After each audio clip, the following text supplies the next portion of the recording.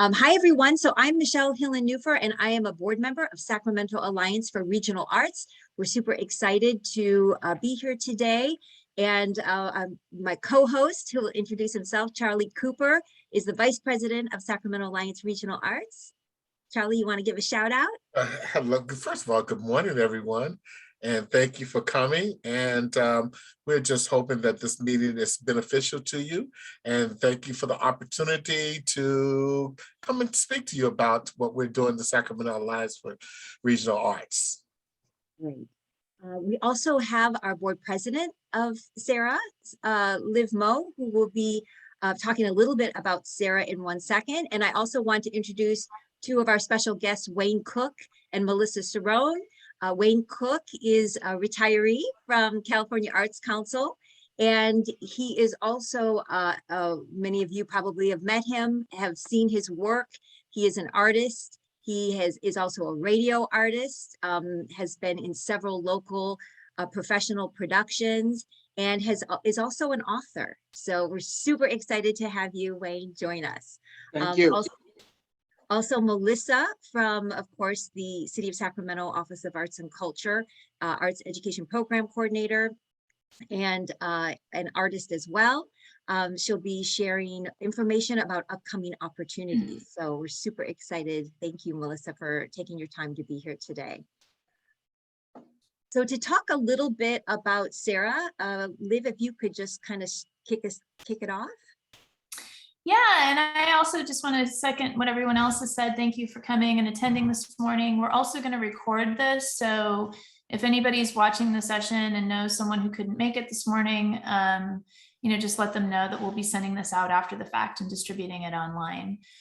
So a few words about SARA. SARA is actually only a little bit over a year old. We started in the late spring of 2020, and partially it came out of an acknowledgement or a recognition that we needed a more comprehensive representation for Sacramento's arts and culture sector, specifically something that represented us as a sector, something that contributes to the economic vitality of the region, the fact that there are people who this is their entire life. They make a living off of this. This is what their contribution to our community is, and that we value that. And so we wanted to have something that could speak for the entire region, could knit us together in a more comprehensive way, and also that could start to work on breaking down the equity barriers in the city, because at different times there's been initiatives and statements and principles written addressing the need for equity, but the only way that we're really going to get a handle on that effort is to start connecting people with each other and sharing resources in a more direct way.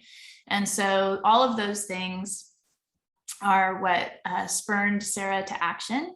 And so there's a few things that I just want to point out after this meeting. If you want to take a little more time with our website, artsforsac.org, becoming a member is free. It's for both individuals and organizations. And for individuals, you could be an actor, a practitioner, an arts worker. You can also just be a patron or somebody who is a really invested volunteer, really committed to the arts. We want people who recognize the value of what we do and will stand up and speak up when there's advocacy opportunities for our sector. And then finally, we're still trying to get these off the ground, but COVID and wildfire smoke are making it difficult. We are working on hosting some regular convenings so that all of us can get to know each other better and know how to show up for one another when things start to get really dicey. So yeah, visit our website and become a member. Awesome. Charlie, you're going to talk a little bit about our values. I will talk about our values, and thank you, Liv, for explaining that. The more you talk about this organization, the more I love it. And so thank you. And our values are, Sacramento Alliance for Regional Arts believe that by identifying and eliminating barriers, I love that word, eliminating barriers to equity, access, and inclusion, all of the Sacramento region will thrive. We work to promote policies that uphold these values. Everyone deserves access to a variety of cultural and artistic experiences. Emphasis on everyone. Arts education is vital to the development of all children and promotes creative engagement for people of all ages. The breadth, depth, and diversity of its artistic and cultural life are critical measures of the vitality of the Sacramento region, from neighborhood cultural centers to major arts institutions. The arts strengthens the communities by increasing cultural empathy and fostering civic and public engagement. Those are our values. Great. We hope that you will consider joining SARA if you haven't already. And I want to just jump into what we're going to be covering. We have actually a lot of material to cover in a short period of time, so we're going to kind of move quickly. But why this webinar today? We were aware of the board of SARA was talking at a board meeting. We were aware that certain school districts, we know for sure Sac City Unified School District will be receiving a very large amount of money from the American Rescue Plan funds. Almost, potentially so much so that there may be more and more opportunities for arts organizations to get into schools and to promote the programming that they're doing, so that we can really make sure that every single child in Sacramento, in the Sacramento region, is getting arts education during their school day. Arts organizations and artists partnering with that. So I'm going to just stop here and actually bring Melissa in to this conversation, because Melissa has a lot of information on what also is coming for arts organizations and artists, and has also been responsible providing so many artist trainings that, if you don't have your information to Melissa, you're really going to want to make sure that you are in touch with her. So Melissa, could you tell us a little bit about those opportunities? Okay, now do you want me to talk about grants and arts education opportunities, or just stick to arts education, or one or the other? I think everything, because Everything, the okay. potential grants is, I think we're all interested in knowing that. I can give you a little bit of information because nothing's set in stone. So thanks for having me here today. And I also love this organization. I am an individual member. I think it's a great idea, and having something like SARA is fantastic for the community. And I think it's what the community needs it's the right thing at the right time. Let's put it that way. We are, we're in the middle of a pandemic that we thought we were out of, but we absolutely are not out of yet. The Office of Arts and Culture, which you may have known of us as SMAC previously, we're now called the Office of Arts and Culture because we used to be a city-county organization, and now we're located just really smack dab in the middle of Sacramento City.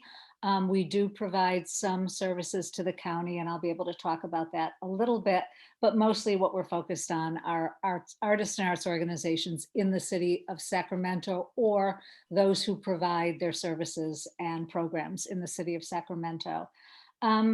And part of the good news is our budget is pretty robust for this year, even though we've gone through all kinds of, obviously, buckle tightening in the city. I think the mayor and the city manager realized the work was important that we needed to do, and our budget is a $2.6 million budget for this year, which allows us to do some really great things. It allows us to make sure that our grant programs continue for arts organizations. So we have a reasonable budget to give money to arts organizations.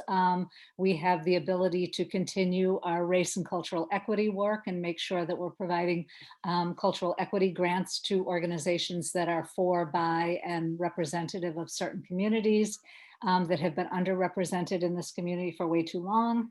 And also provides us with opportunities to support individual artists, which we know is important. We know that your work as an individual is important, and we haven't always had the right mechanism to support your work. And I think we have some really good ideas about how we're going to be able to do that. So expectation that there will be grants to nonprofit cultural organizations.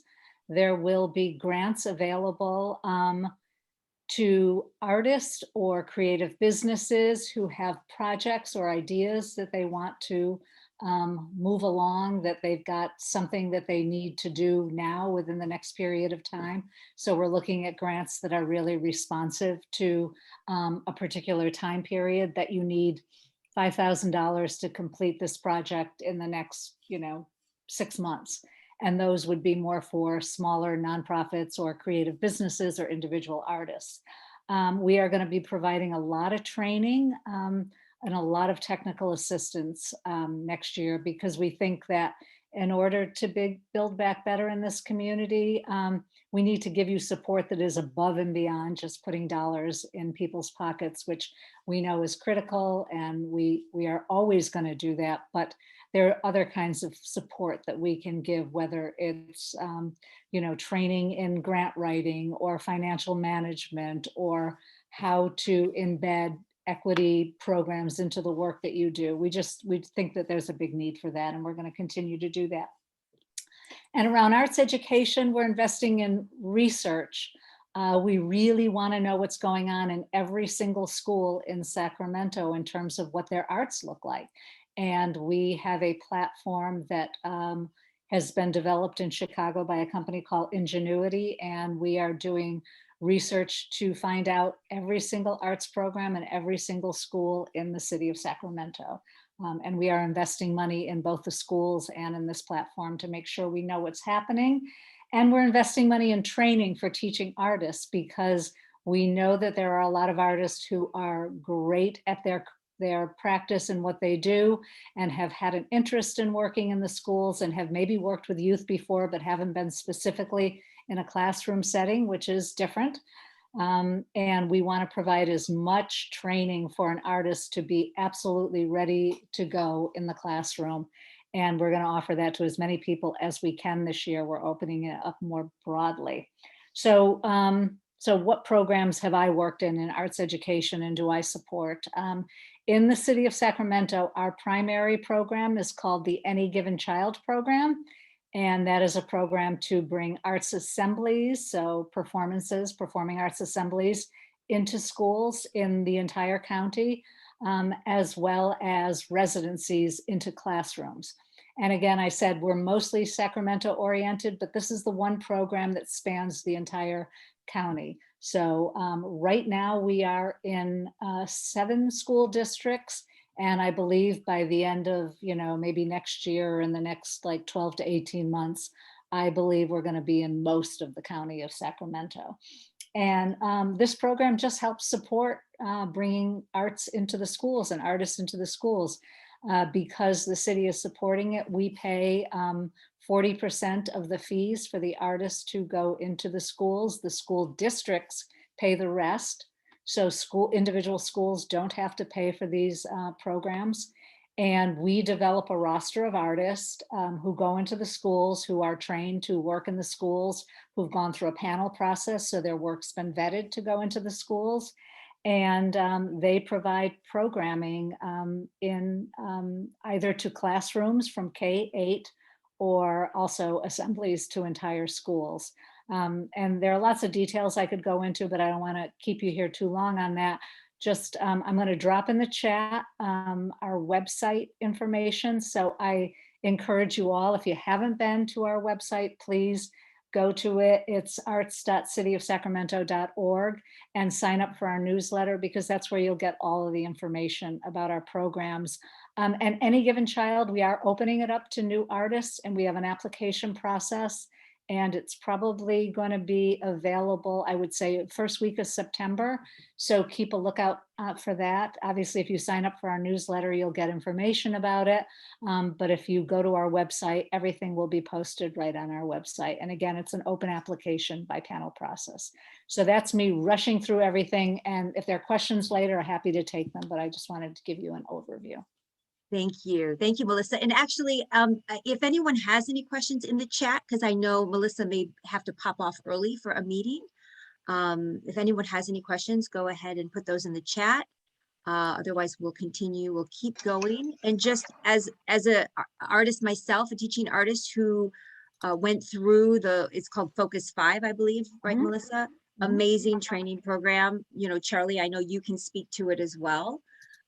Just everything you need to know really are in those training sessions. So highly recommended. And I would just say one more thing, just before I go on, is that, you know, Any Given Child is just one program, and there are so many other programs that you can intersect with to get into the schools, or just do it on your own.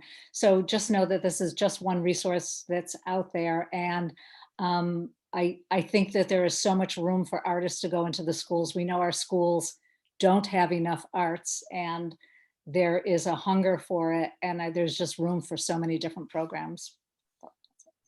Melissa, if a regional artist or a regional partner outside of the city of Sacramento, or even an organization outside of the city of Sacramento who serves those, are they able to come and get trained as well?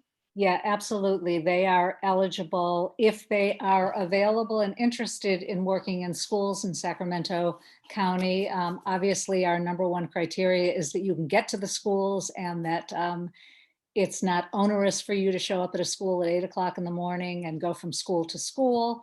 So as long as you are able to do it, we don't create any kind of barriers to participation, as long as you're willing to work in Sacramento schools. Great, wonderful. Okay, all right. Thank you, Melissa. So also, you know, again, we're going to be talking about the program content alignment. Just, you know, throwing out some things to think about as you are preparing to propose a program to the schools. Also, the different contracting entities, who you might be contracting with, administration requirements for your program or your organization, budget samples of standards forms, all of those things that you would need. Also, as talking about some grant and how to create a good grant and propose that, or a good proposal as well, because they go hand in hand. So we're just going to start off with, hold on one moment, slight technical difficulty. There we go. Program content and alignment. So there are just some buzz education terms that would be really helpful for you to include in your proposals. And that would be the visual and performing arts standards. Those are the go-to in education. The principals, the teachers are looking at any opportunity for those standards to be met in the classroom. All of these, and I can email the slides to everyone, just have a link where you can go right to the standards.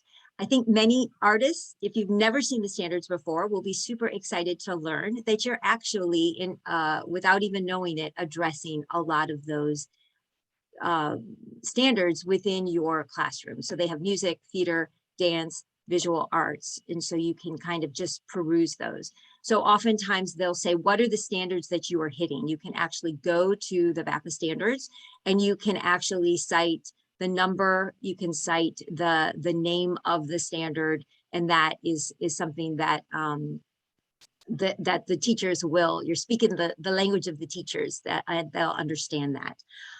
Many times when you do residencies or arts integration residencies, the teachers may come to you if you have a meeting with a teacher, and they'll say, I want you to hit these standards. If you're doing some sort of integration, they'll give you the ELA standard they'd like you to weave into your lesson plans, and they'll also give you the VAPA standard. A little bit about local control and accountability plan. These are great to look at from district to district. While I'm not an expert on the LCAP, I do know that it's super helpful for me and to know what the district goals are. And I know that there's a lot of advocacy going on right now about making sure that the arts make it into the LCAP, the local control and accountability plan. Each district has one of these. And if I'm just going to quickly scroll to 145, again, I will send these slides to you so you have all of these links easily accessible. But this again is Sac City Unified School District that I'm using as an example, but you can see what their goals are. Goal number 4, culture and climate dismantling systems. Goal number 5, wait, let me see, sorry, I'm going to use my screen. Goal number 1, I'll start there, always a good place to start. College and career readiness. How do your programs help the district and the schools meet that goal? How are you contributing to college and career readiness from your program? There's probably a lot of things that you can cite, as well as foundational educational experience with equitable opportunities for all students. This can fall under many different things. I know one of them being a question that always comes up is, how are the students aware of your program? Making sure that that the information is equitable, that whether that means you are going into every single classroom at the beginning of the year to tell them about your program. If it's not in the classroom, like it's an after-school program, is it accessible to every single student at the school? If it is, then you are contributing to the district goal. Integrated supports, in providing intervention and supports for English language learners. We know that the arts are something that oftentimes help the English language learners in demonstrating learnings that they might not be able to write. They might not be able to speak. Oftentimes English language learners understand a lot more than they can demonstrate. And oftentimes the arts are an in for them because they might be able to draw what they know. So that's an example as well. Culture and climate, dismantling systems. How are you potentially integrating social emotional learning strategies? And we'll talk a little bit about that because we have been talking, some of us at SARA, about providing a workshop on how can you intentionally weave SEL into your arts programming. But even with SEL, how are you being culturally responsive within the classroom in your lesson plans and in speaking to the LCAP? So again, these are just, we're just touching on many of these things, and you can go to each district and look at their LCAP and see how you are contributing to those goals. And then also, of course, we want to make sure that arts are added to their goals. That's super important. Feel free, panelists, to chime in at any time. We'll just make this real easy that way. So now I have to, a moment, there we go. Also, just social emotional learning. For those of us that maybe that's a new term, or I mean, it's kind of right now it's a super buzzword in education. Because of COVID, it's really been given a lot of attention, social emotional learning, because of what the students have been going through, the isolation and the anxiety and depression, and then having to re-engage in the classroom. We know that the arts are going to be a huge benefit to students in getting them to connect to each other and getting them to connect to how they're feeling. KASL is a really well-known, has framework that many SEL departments at schools have. And so you can look at that, self-awareness, self-management, responsible decision-making, relationship skills, and social awareness. And how are your arts being able to bring those into the classroom for the students?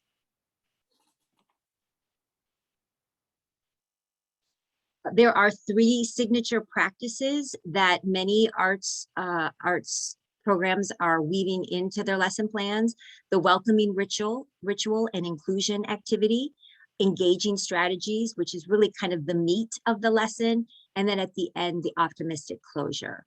So it's just a reminder that we're not just coming in and, doing art, but we're also making sure that we're addressing just who they are as humans in the room, right? From the very beginning of the class till the very end, and that they feel heard. And so I can't say enough about SEL. I just love it, and it's really transformed my own teaching and the teaching of the teaching artists that I've worked with that have been trained in SEL.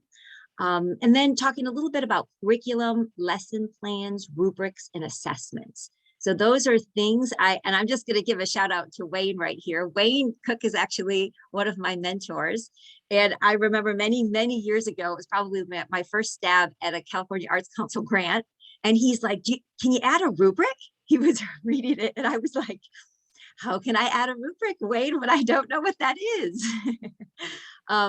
And so, over the years, and, Charlie and I were talking, I've been doing arts programming for like 10 years. Charlie, you've been doing, how many years have you been doing arts programming in the schools? Going on my 17th year. Yeah.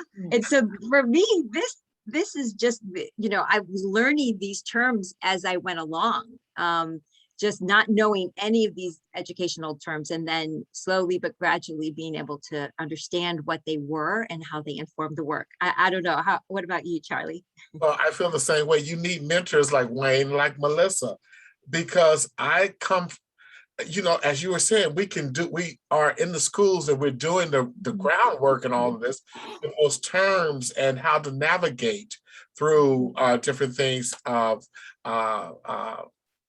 like you were speaking about, you need mentorship.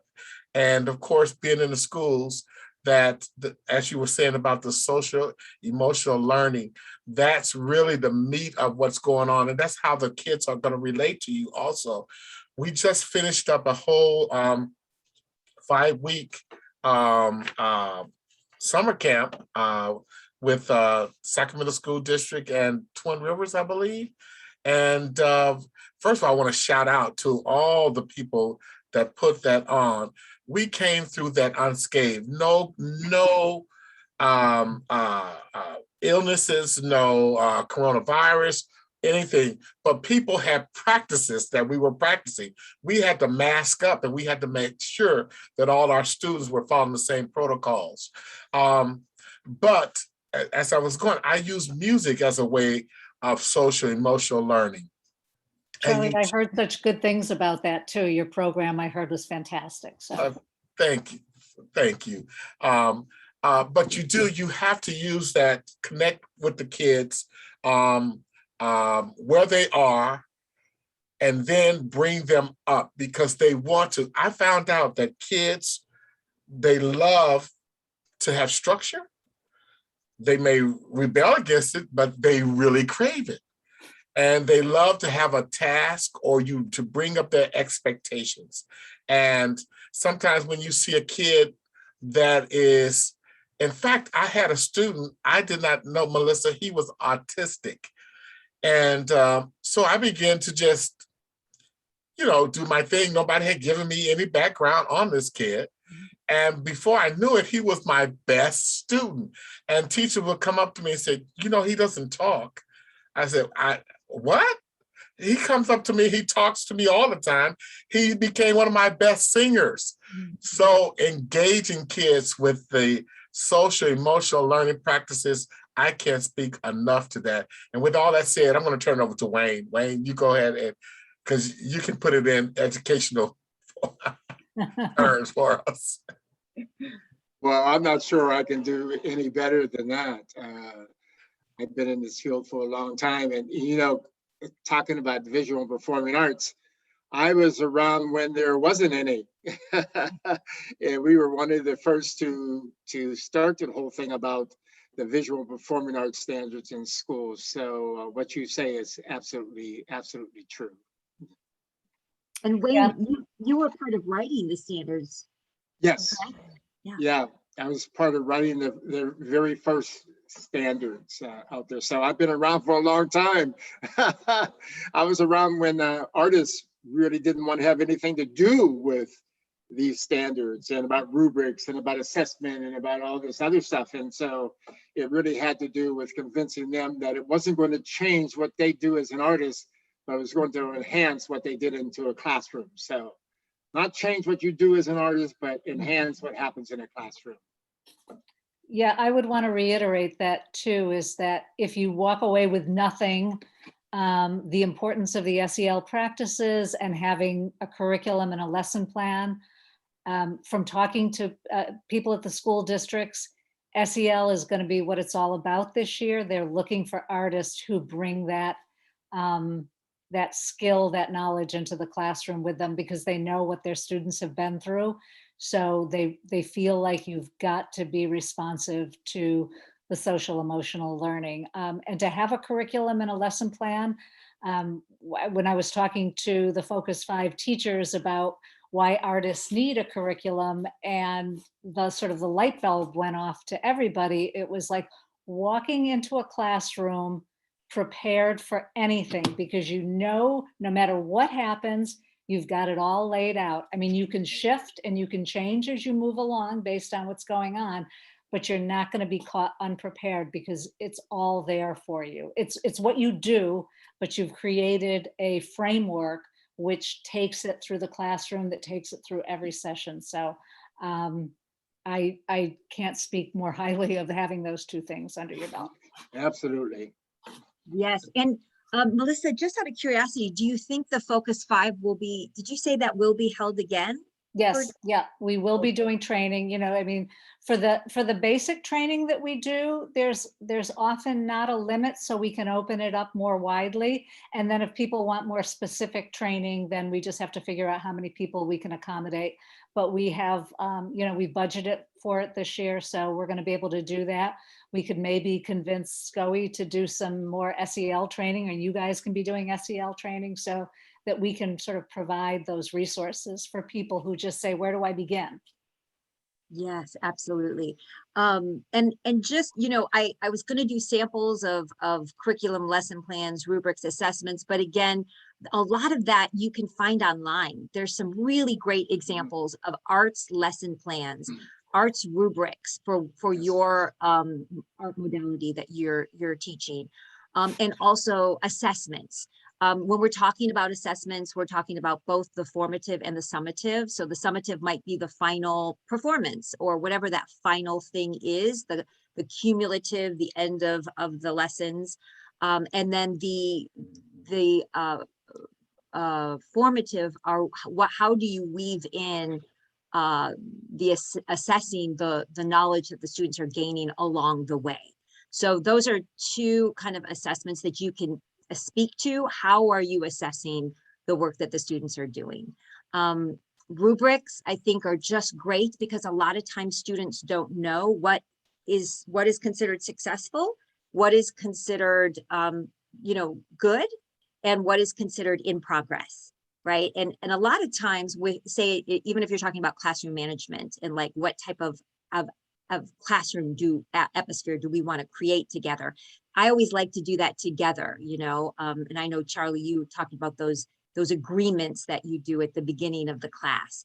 You're really establishing a rubric for what does a successful experience look like in our classroom together. And then also you can do that as well with your artwork. You know, what does it look like to be successful at whatever it is, the art form that you're doing, just to help students know that. Michelle, may I just chime in just a moment to let all the artists know not to be afraid of those words like rubrics, curriculum, lesson plans, all SEL, all those words, because as Melissa was saying, it's a framework.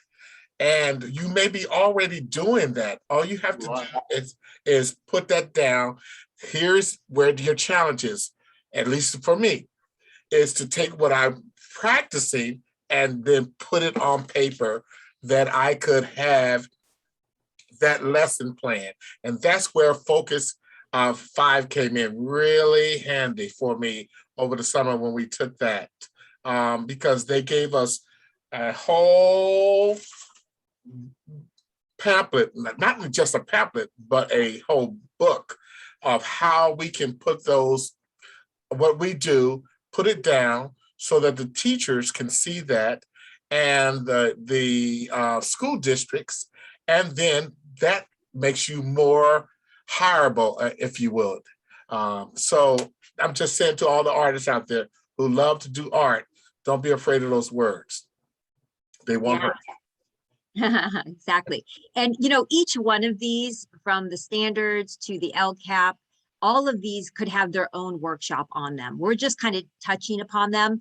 And I just want to say, you know, Friends of Sacramento Arts, Allison Cagley, I know you're on the call, has been doing some amazing advocacy around LCAP, and we probably should do a whole workshop on how to advocate to the districts on making sure that arts are included in that. So that will, stay tuned for more workshops from Sarah. Okay, moving right along. We have Charlie want to tell us a little bit about the many departments that you could, or entities that we could be contracting with as individual artists or as organizations. I start off with saying the expanded learning department. I've always contracted with the Sacramento School District, and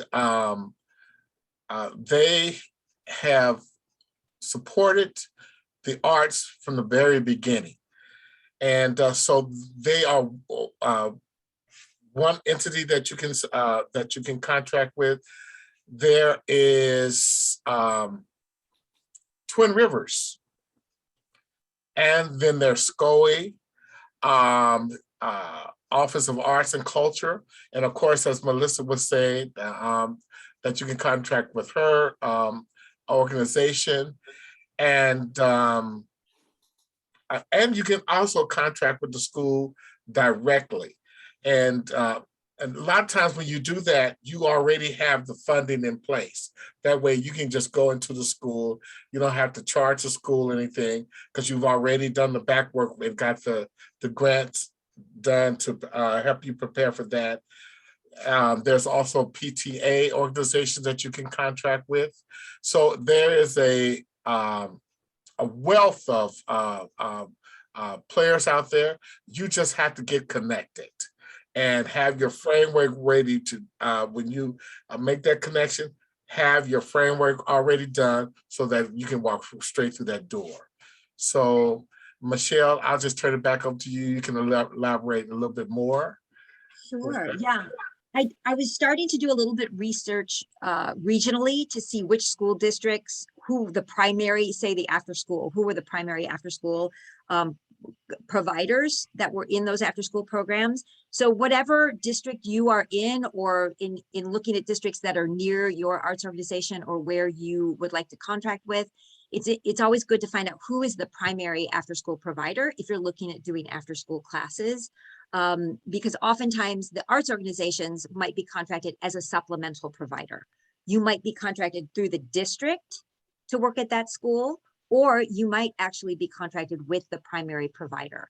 Some primary provider names that you might recognize are Target Excellence, and it is the entity that is in charge of the whole after school program, say like 150 kids that come to the after school program. And then the supplemental providers are inserted into that after school program to provide your arts programming. Yeah, and really you covered it, Charlie. And with the requirements of that, you will have to carry your own insurance with that. And I think it says that here, you have to have $1 million policy liability insurance, whether you are an individual artist or whether you are contracted with a nonprofit. You have to carry your own insurance with that. There's the TB testing for all employees and individuals. Mandated reporting training, that is a must. You will not get through the door without that. And then live scan, you have to be fingerprinted because the school district is responsible for all of this. And if they're hiring you, they want to make sure that they have a record of all these things that they need to have in place. And of course, to have identifying T-shirts or badges so that when you go onto a campus, people will know who and what you who you are and what you do. Because campuses, a lot of times after school is over with, they lock their campus down. In fact, during the day, I found out that a lot of these campuses, you just can't walk on them because of COVID practices, because of a whole myriad of things. But these are some of the requirements that you will have to have in place. And just to shout out my insurance company, State Farm, they've been with me through thick and thin, and they give artists a really good deal. So try State Farm. Little commercial there. Great. Also, I think, when you're looking at those requirements, this is when we get to the budgeting part. This is what you want to remember, that you are also charging, you have that administration fee, that you have that fees that covers if you have employees that have to get TB tested. That some districts don't cover that. Some districts don't cover the live scan. So if you are your own entity, you're going to have them fingerprinted through your organization, but then you're also going to have them fingerprinted through that individual district. If they're working at multiple districts, each one, and though that I'm trying to remember the cost, I think it's like $78, $84, depending on where you do it.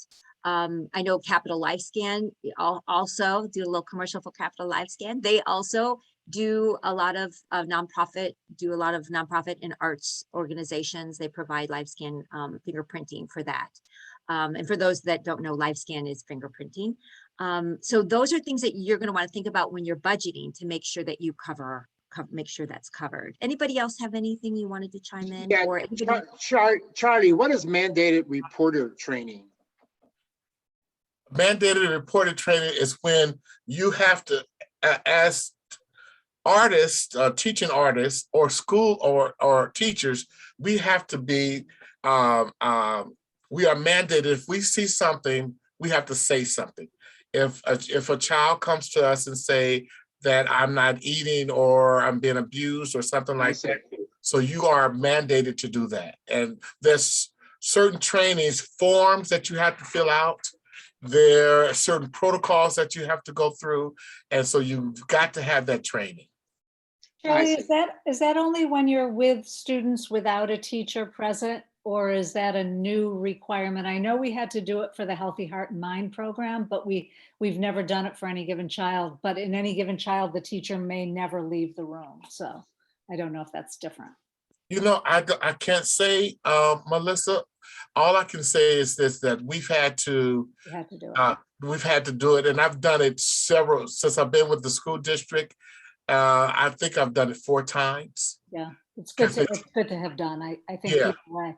I would also add this year, think also about providing results of COVID tests, that you've been vaccinated, or you may be mandated to have COVID tests before you go into classroom. So there's going to be a whole new group. Absolutely. Right. That's a great point.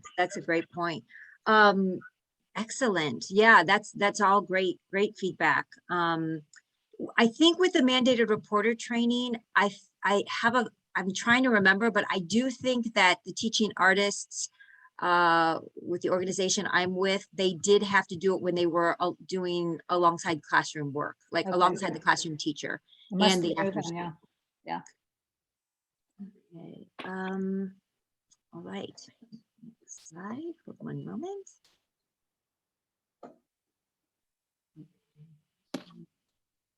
Great. So one of the things I came across much later after working in after school programs is the expanded learning best practices. I thought that this was really great. Some of the districts will ask you to basically address how you are with the standards, with the quality standards for expanded learning programs. They actually, it really, again, it's a great, checklist for your program. Are you including these in your program?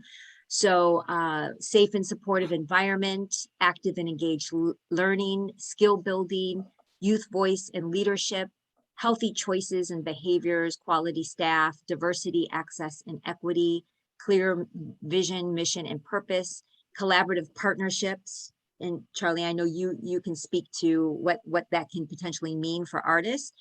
Continuous quality improvement, program management, and sustainability. So these are things, if you've never been in the after school space and you're looking at doing that, you could go to the California After School Network.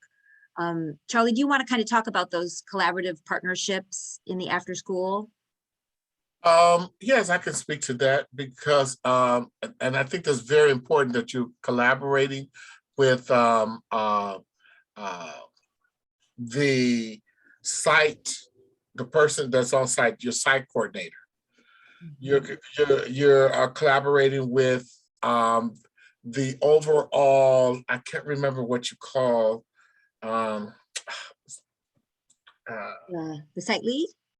the site lead, but the person who's in charge of that whole, okay, it escapes me right now, but it's imperative to have collaborative relationships. The one thing that you do not want to do is go onto a site and you are not collaborating with the site director, because you're setting your program up for failure, and you're setting the kids up. The kids are not going to be able to benefit everything that your program has to offer, because as site director, he or she has to provide the space for you, and they can help you recruit kids to become a part of your class, and which is another thing about recruitment, because a lot of times when you step onto a new site, you don't know anyone. They don't know your program. I've been on some sites, they say, well, who are you? Nobody told me you were coming. And so right then and there, you have to be able to establish, okay, I am Charles Cooper, I'm from Music in Motion, and obviously there's been a breakdown in communication, but this is who I am and what I can do. And so you establish those relationships with them and let them know that you are not a threat to them. You are coming to enhance whatever they have going on at that, because a lot of these sites have different programs. So you are only there to enhance. And once they feel that, then you establish that relationship, then you're able to work, and then you're able to help a lot of kids. And then they will, all of a sudden, they will start bringing kids to you. You need to be in this class. You need to take his class. You need to do this. And then that translates to the parents. And the parents begin to, they speak highly of you to the parents. Then the parents begin to recruit for you. So it's all about that collaboration. Right. And oftentimes that's great, Charlie. And it's so true. Oftentimes there is this issue in the after school space of classroom space. And the after school program will be in classrooms that teachers have. And so there's a whole dance that happens. And I always like to say to the teaching artists with the organization I'm with, that you're going to move desks and chairs. It's just a part of the job. There were rehearsals every single day for months and months and months. We would have to move all the desks and the chairs to the side. We would take a picture so we knew which child's chair was where. And then after every rehearsal, we would put the chairs back to where they were so the students could come in. So you just kind of think positively about it, like you're building the muscles, but there's all these other things that you have to contend with during the after school space, I believe. Absolutely, because some principals, it depends on the site, because a principal would say, well, you can't use this or you can't use that. I've been able to teach classes where you're on a stage, but in front of you is all the old stuff that they don't want anymore. They use the stage as a storage. And so you just have to make your way. And before you know it, if you have a good collaborative relationship with the site coordinator, they will begin to go to bat for you and make sure that you have the space that you need. So collaboration, collaboration, collaboration. Yes, absolutely. So that is the expanded learning. And then a little bit about the application samples of what you might come across. I was again trying to do some research on different entities and different school districts. And that is something that SARA will try to provide in the future, are just like or let everybody know when those applications come due. I know Twin Rivers application for after school participation in programming was in May. And then Sac City's, I believe, is August going on now for those Right. new. And again, yeah, you'll have these slides so you can apply for those. And then also I thought it would be good to just see some of the sample questions that you might have. Let's see. This is the application for Twin Rivers. So again, talking about, you know, have you had experience in the past? And, you know, how are you including the following key areas? Again, this probably connects to those districts' values: the enrichment, skill development, academic enhancement, service learning, community involvement, family engagement activities. How are you involved in the community beyond the after school program? How are you involved in the family? How are you bringing them into the program?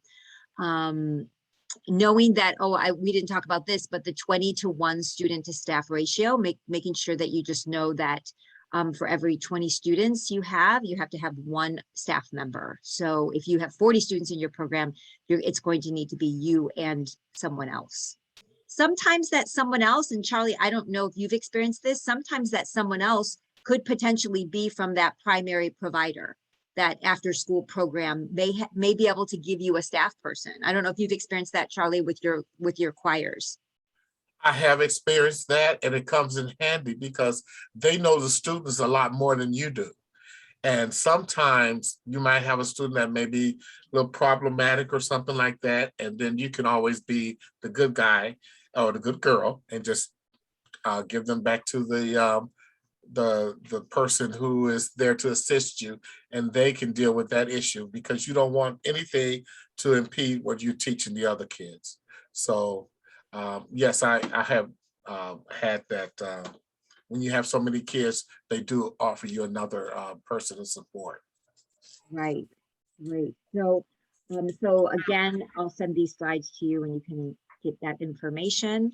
Also, so these are just some sample forms that we created just to show what other organizations would use. For the budget, this is, you know, very simple. It's, I showed the breakdown. It's for one school. You're doing say you're doing fall or spring visual arts classes, and 2 times a week with 1 teaching artist for 11 weeks. Here, the breakdown was the teaching artist making 60 an hour. And again, that's for 22 sessions because it's 2 times a week at 11 weeks, $13.20. The lesson prep fee, because if you're paying a teaching artist, they also have that prep time before they walk into the classroom. Is your organization providing that fee? Whatever that could be. This is, again, just an example, $20 an hour. You have that admin, right? That admin fee that covers any scheduling that you're doing, or that covers the TB testing and any trainings that you're doing with that mandated reporter training, or other trainings like classroom management training that you might be doing with the teaching artist or with yourself. Classroom management training, all sorts of other trainings. And then the program, so that really is admin and program fee. This is all a sample for 60, and then perhaps the materials will be 200.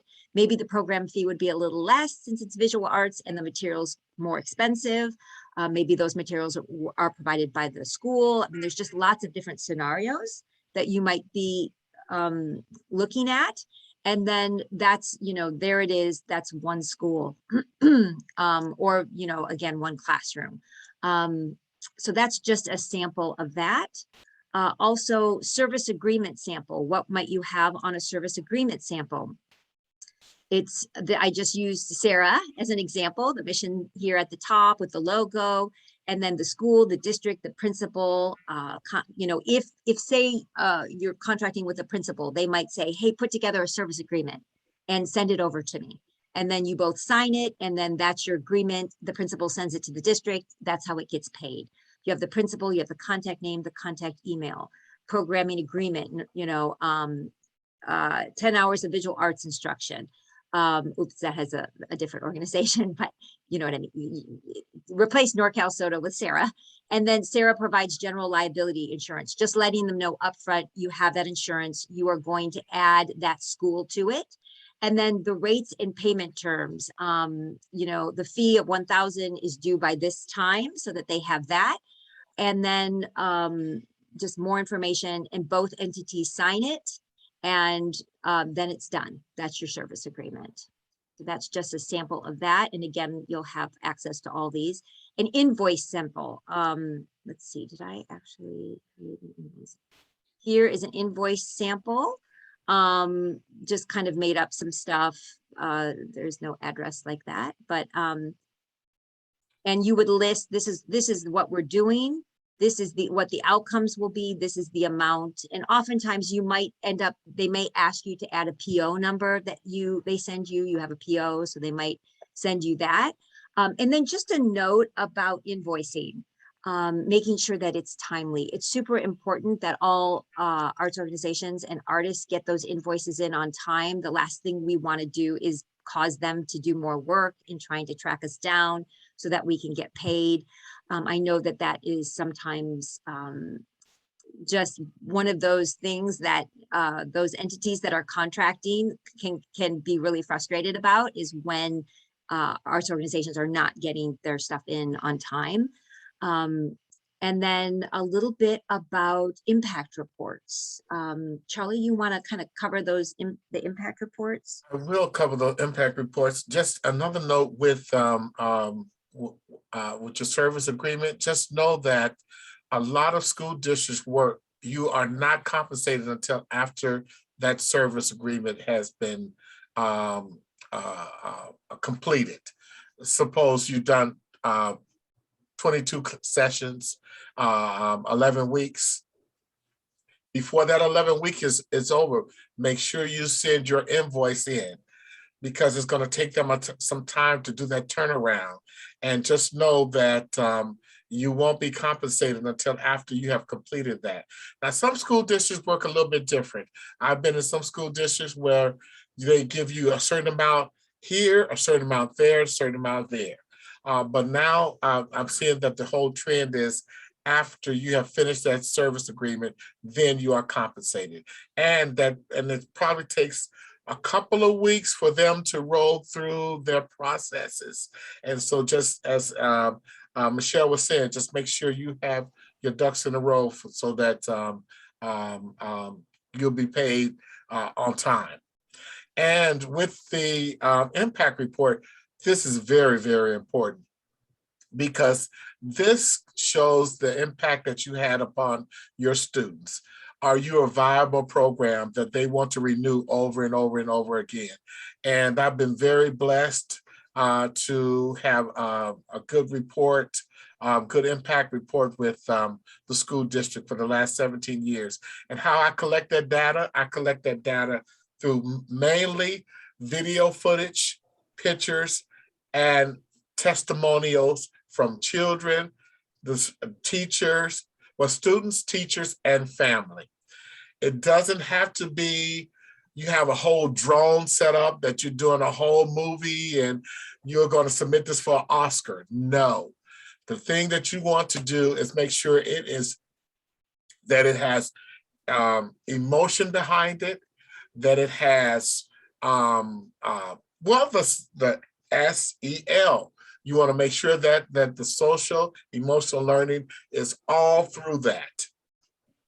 Make sure that you document the kids from day one to the finished product, till you finished your whole program. Then you want to talk to the kids about, and you want to take one of your best students, and you want to have them to articulate what they've learned. And if you happen to do a show, like we could finish all of our workshops off with a big community show to show what the kids have learned. Then you get the testimonials from the parents. And a lot of times the parents are so happy to see their children up there expressing themselves with their own artistic voice. And so my main point is, you want to make sure that you have that, and it doesn't have to be long. Make sure maybe 5 minutes at the most, but make sure it's impactful. Okay. Right, and we have a sample actually. And I know, Wayne, you can speak to this too, because I'm remembering the days where you were like, you need video, did you get the video? Yes, yes. That was Yes, always. I want to make sure that we respect everybody's time. Yes, yes. Yes. And we'll come back to the sample if we can then and go to the grants. Because we do have a sample here. And so that leads us right to the grants. And then Wayne, do you want to talk a little bit about grants? Because those opportunities will be coming up. Yeah, I think that I want to respect everyone's time, so I don't want to spend too much time going over. But collecting bios and headshots, I think that's understandable. Everybody knows that you need that. Work samples, Charlie was just talking about, but make sure that you send in what is asked for, nothing more. If they say 3 minutes, don't send in 10. Don't send in 10 minutes, 3 minutes of your best stuff. Race and equity statements about your organization. What are you achieving in the community? I didn't hear one thing about disability. And I know it comes under equity and accessibility, but you need to make sure that those children that are in your district with disabilities are covered. So really make sure that the demographics in your program are served, and how that is related back into the community that you're serving as well. You could spend a whole day on this grant process, so I'm going to stop there. But just remember that work samples has to be the artist's work. Send in your best work if it's the artist's work. Yes, absolutely. And thank you, Wayne. And we initially had put this to go to 11:30. So I know I kind of, but then we changed it to we just had a start time at 10 and seeing where it would go and try to get through. So if you all have to go. But the one thing I did want to touch on, and thank you, Wayne. I think that's super important information about only give as much as they ask. And oftentimes they only give you so many words. So you're wordsmithing to try to get it down to the right amount of words. But niche.com, it will help you find out who it is that you're serving. It is a very, I've often been surprised about how many people that don't know about this website, but you can very quickly find Charlie, what school did we put in the other day? Pacific Elementary. Oh, there it is. Yes.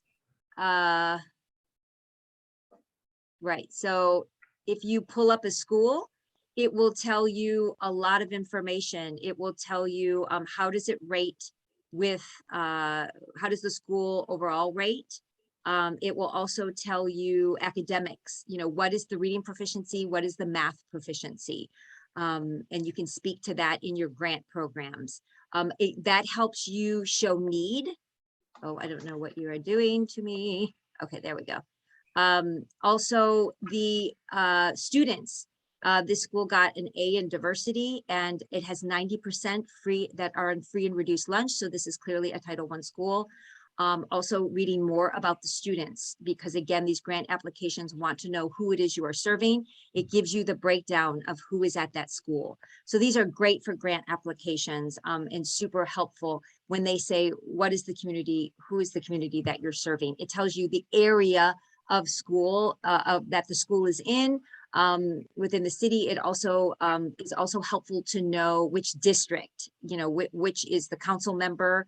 All of that stuff is super important for you to know when you're advocating for your programming at those specific schools. Really, we just have questions and wrap up, and we did the upcoming activities. I'm just wondering if anybody has any questions. I know Melissa had to leave, and I haven't been able to look at the chat because I was sharing my screen.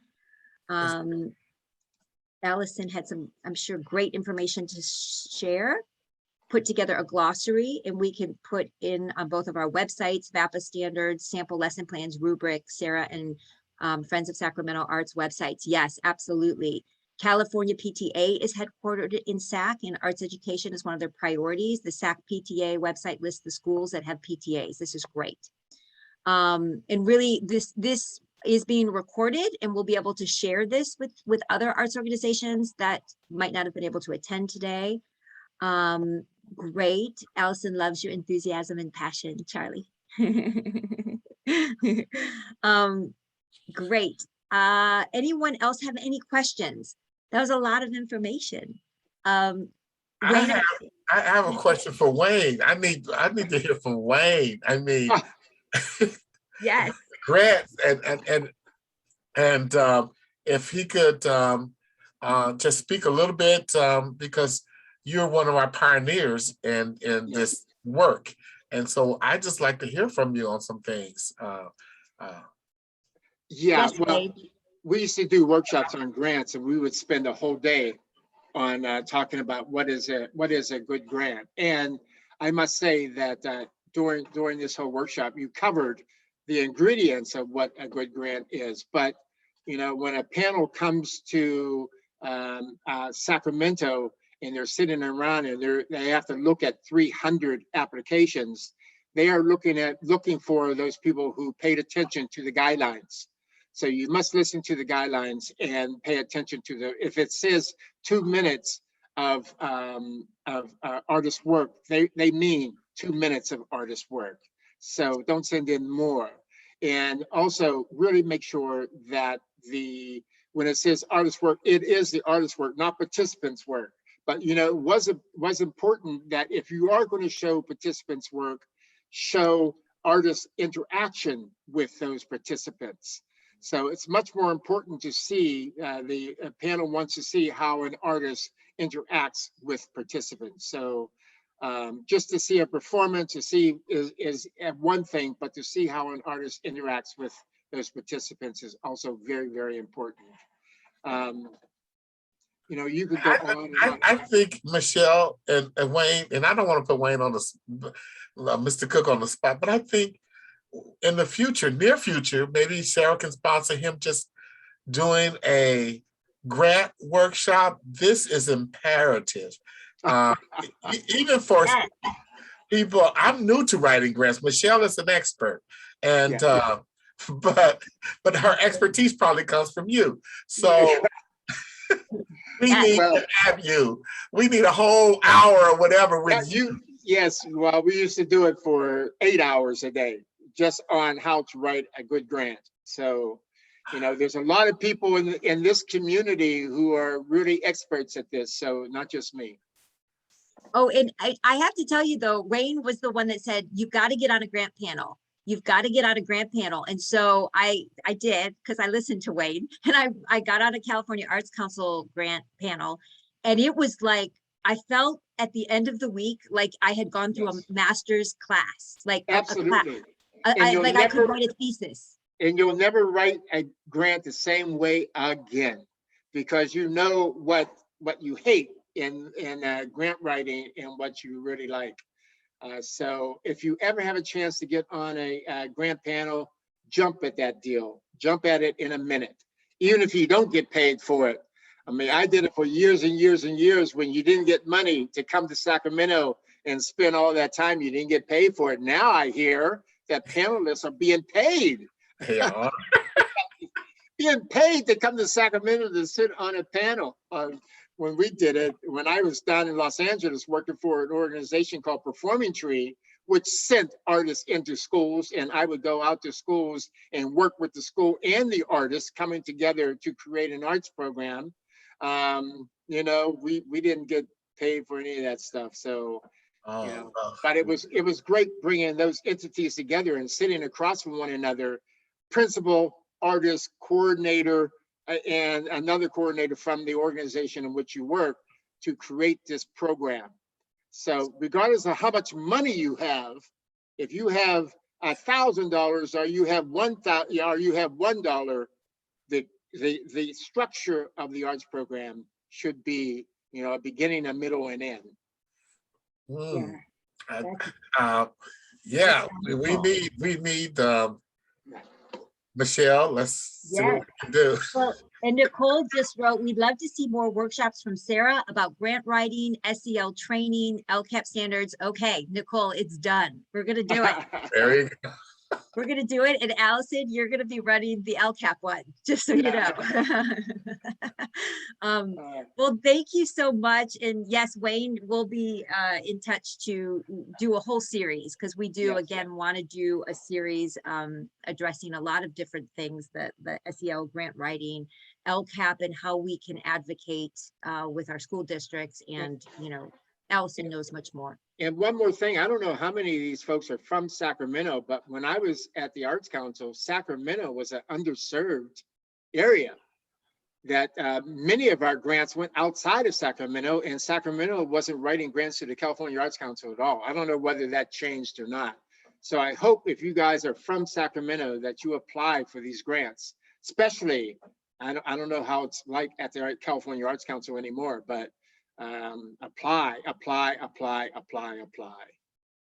Fantastic. Yes. And Allison just chimed in, definitely for grants, let's brainstorm on a workshop in which folks could bring samples of their writing for critique and discussion. And, you know, Yes. Wayne, you read many of my grants and helped with those. So that would be, we would love to have you back to do that, Yeah. to offer guidance for others. Wonderful. I think that's it. Thank you so much, everyone. And we know that this will be made available. So it will be accessible to many people that want to, again, try to get their programs in the schools. Very nuts and bolts, very detailed, and look for more workshops. Please visit our website. Please join SARA, and really excited about what's you know, what we have in the future. And we will get these slides to you. If you signed up, we'll make sure you have them. Thanks so much, everyone. Thank you, everyone. Thank you. Thank Bye, you. Wayne. Bye-bye. Yeah. Thank you, Charlie. Thank you, Michelle. Thank you. All right.